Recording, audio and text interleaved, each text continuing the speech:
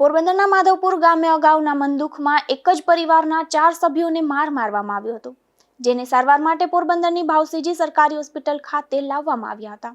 જે મામલે 6 શખ્સો સામે પોલીસ ફરિયાદ નોંધાઈ છે.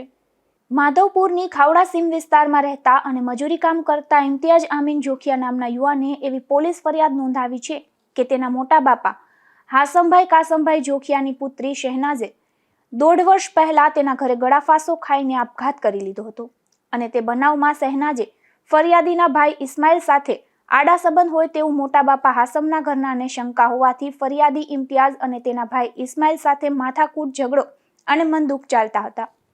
આ બાબતે બંને પક્ષે માધવપુર પોલીસ મથકમાં સામસામી અરજીઓ પણ આપી હતી અને તારીખ 23/2/2026ના અરજીના કામે બંને પક્ષના મામલતદાર પાસે જામીન લેવડાવવા માધવપુર પોલીસ તેઓને પોરબંદર પણ લઈ ગઈ હતી અને પોરબંદરથી જામીન લેવાઈ જતા માધવપુર પરત ગયા હતા.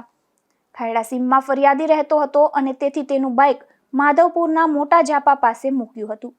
તેથી ફરિયાદી ઇમ્તિયાઝ અને તેના પિતા અમીનભાઈ ત્યાં જઈ બાઇક લઈને નીકળ્યા હતા અને બીજા બાઇકમાં ફરિયાદીના 2 ભાઈઓ આરીફ અને ઇસ્માઇલ નીકળ્યા હતા અને ત્યાંથી તેઓ ફરિયાદીના મોટા બાપા હાસમ જોખિયાના ઘર પાસે 7:30 વાગ્યે પહોંચ્યા હતા. ત્યારે અચાનક જ હાસમ જોખિયાના ઘરમાંથી તેનો પુત્ર દાઉદ હાસમ જોખિયા, દોસ્ત મોહમ્મદ હાસમ જોખિયા, હાસમ કાસમ જોખિયા, શબ્બીર દલ અને અજાણ્યા 2 માણસો લોખંડની સાંગણી પાઇપ લઈને આવી પહોંચ્યા હતા અને તમામ 6 ઈસમો ફરિયાદી અને તેના પિતા સહિત ભાઈઓને મારવા લાગ્યા હતા. જતા તે લોકોએ ધમકી પણ આપી હતી.